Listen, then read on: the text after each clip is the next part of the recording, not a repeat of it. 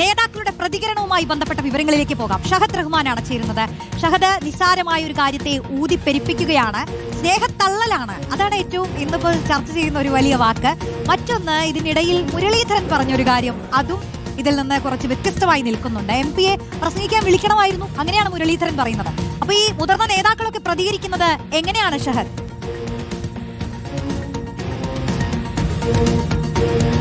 റോഷ്നി, സംഭവം എന്തായാലും കോൺഗ്രസിനെ സംബന്ധിച്ചിടത്തോളം ഒരു വലിയ തലവേദനയായി എന്ന കാര്യത്തിൽ യാതൊരുവിധ സംശയവുമില്ല.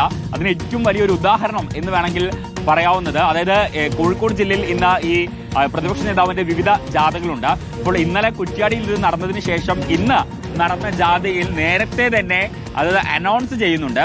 അതായത് പ്രതിപക്ഷ നേതാവ് വേദിയിലേക്ക് കടന്നു വരുമ്പോൾ ആരും തള്ളുകയോ അതുപോലെ തന്നെ ബഹളം വെക്കുകയോ ചെയ്യാൻ പാടില്ല. ഹാരാർപ്പണം നടത്തുമ്പോഴും അതുപോലെ തന്നെ വല്ല ബൊക്കയോ മാലയോ എന്തെങ്കിലുമൊക്കെ കൊടുക്കുന്നുണ്ടെങ്കിൽ ടിക്ക് കൂട്ടാതെ തള്ളു കൂട്ടാതെ സമാധാനത്തിൽ ഇതിനൊക്കെ ഒരു പരിഹാരം കണ്ടെത്തണം എന്ന തരത്തിൽ നേരത്തെ കൂട്ടി ഇത് അനൗൺസ് ചെയ്യുന്നുണ്ട്. അപ്പൊ അതിന്റെ അർത്ഥം ഇത് കൃത്യമായിട്ട് കോൺഗ്രസിനുള്ളിൽ കൃത്യമായിട്ട് ചർച്ച ചെയ്യപ്പെട്ടിട്ടുണ്ട് എന്നുള്ളതാണ്.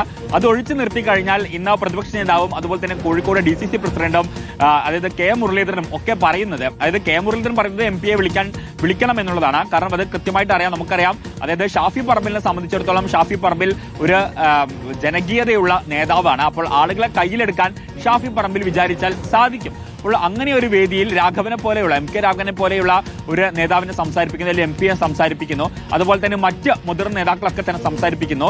ആ ഘട്ടത്തിൽ ഷാഫി പറമ്പിലിനെ വേദിയിലേക്ക് ക്ഷണിക്കുന്നില്ല. അപ്പോൾ സ്വാഭാവികമായിട്ടും ഇത്തരത്തിലൊരു ജാഥ, ആളുകൾ കൂടിയിരിക്കുന്ന വേദി, ആ വേദിയിൽ ഷാഫി പറമ്പിലിനെ പോലെ ഒരാൾ സംസാരിക്കുന്നത് പാർട്ടിയെ സംബന്ധിച്ചും അത് ഗുണം ചെയ്യുകയും ചെയ്യും. പക്ഷേ എന്തുകൊണ്ടോ അധ്യക്ഷന് ആ കാര്യം മറന്നുപോയി.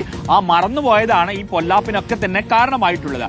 മാത്രമല്ല, ഇന്ന് ഈ പ്രതിപക്ഷ നേതാവ് പറഞ്ഞിട്ടുണ്ടായിരുന്നത് അത്തരത്തിലുള്ള പ്രശ്നങ്ങളൊന്നും ഉണ്ടായിരുന്നില്ല. ഷാഫി പറഞ്ഞു താൻ സംസാരിക്കുന്നില്ല, കാരണം ഇതിനോടകം തന്നെ ഈ യാത്ര വൈകിയിട്ടുണ്ട്. അപ്പോൾ വൈകിയ സാഹചര്യത്തിൽ ഇനി ഞാൻ സംസാരിക്കുന്നില്ല, പ്രതിപക്ഷ നേതാവ് സംസാരിക്കട്ടെ. അപ്പോൾ തന്റെ പേര് അധ്യക്ഷൻ വിളിച്ചു പറയുന്ന ഘട്ടത്തിൽ അധ്യക്ഷനെ സ്നേഹത്തോടെ പിടിച്ചു മാറ്റുകയാണ് ചെയ്തത് എന്നുള്ളത്.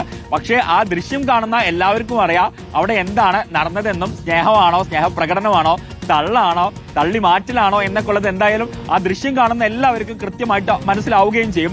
അതിന്റെ ഒരു പ്രതിഫലനം എന്ന് വേണം നമുക്ക് ഇന്നത്തെ ഈ അനൗൺസ്മെന്റിനെ കുറിച്ചും അല്ലെങ്കിൽ പ്രതിപക്ഷ നേതാവ് വേദിയിലേക്ക് കടന്നു വരുമ്പോൾ പ്രത്യേകം ശ്രദ്ധിക്കണം എന്ന കാര്യങ്ങളെ കുറിച്ചൊക്കെ വേദിയിൽ പറയുന്ന സാഹചര്യം ഉണ്ടായത് എന്ന് വേണമെങ്കിൽ പറയാം.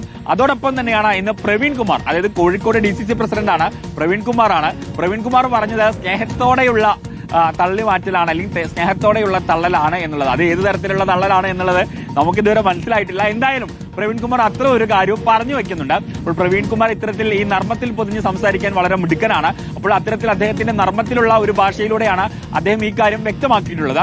അതേ സമയത്ത് പ്രതിപക്ഷ നേതാവ് ശ്രമിച്ചിട്ടുണ്ടായിരുന്നത്, പറഞ്ഞിട്ടുണ്ടായിരുന്നത് ഇത് മാധ്യമങ്ങൾ ഊതി വീർപ്പിച്ച് വഷളാക്കി, മാധ്യമങ്ങളാണ് ഇതൊക്കെ ഇത്ര വലിയ പ്രശ്നമാക്കിയത് എന്നുള്ളതാണ്. എന്നാൽ അങ്ങനെയല്ല, മറിച്ച് നമ്മൾ രണ്ട് ദൃശ്യങ്ങൾ ഇന്നലെ എല്ലാ മാധ്യമങ്ങളും കൊടുത്തിട്ടുണ്ട്. രണ്ട് ദൃശ്യങ്ങൾ, ഒന്ന് സദസ്സിലിരിക്കുന്നതും അതുപോലെ തന്നെ ഒന്ന് വേദിയിലിരിക്കുന്നതും.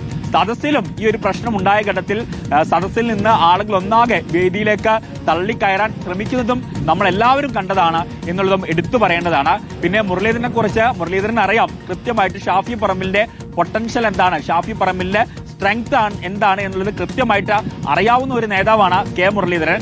ആ മുരളീധരനാണ് പറയുന്നത് സ്വാഭാവികമായും ഇത്തരം ഒരു വേദിയിൽ, അതായത് VD സതീശൻ പ്രതിപക്ഷ നേതാവ് സംസാരിക്കുന്നതിന് മുൻപ്, ജാഥ ക്യാപ്റ്റൻ സംസാരിക്കുന്നതിന് മുമ്പ് ഷാഫി പറമ്പിലിനെ പോലെ ആളുകളെ കയ്യിലെടുക്കാൻ നന്നായിട്ട് സംസാരിക്കുന്ന ഒരാൾ സംസാരിക്കുമ്പോൾ സ്വാഭാവികമായിട്ടും ആ ജാഥയ്ക്ക് അത് ഗുണം ചെയ്യും. അതുകൊണ്ട് ഷാഫി പറമ്പിലിനെ കൊണ്ട് സംസാരിപ്പിക്കണമായിരുന്നു എന്ന ഉദ്ദേശത്തിൽ പറഞ്ഞത്.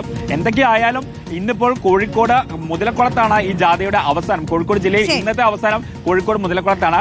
ആ വേദിയിൽ ഇത്തരത്തിൽ ഏതെങ്കിലും തരത്തിലുള്ള ഒരു അനൗൺസ്മെന്റ് ഉണ്ടാകുമോ എന്നുള്ളതാണ് നമ്മളേവരും ആകാംക്ഷയോടെ നോക്കിക്കാണുന്നത്. ഓക്കെ, അപ്പോ നേതാക്കളൊക്കെ എങ്ങനെയാണ് പ്രതികരിച്ചത് എന്നാണ് ഷഹദ് വിശദീകരിച്ചത്.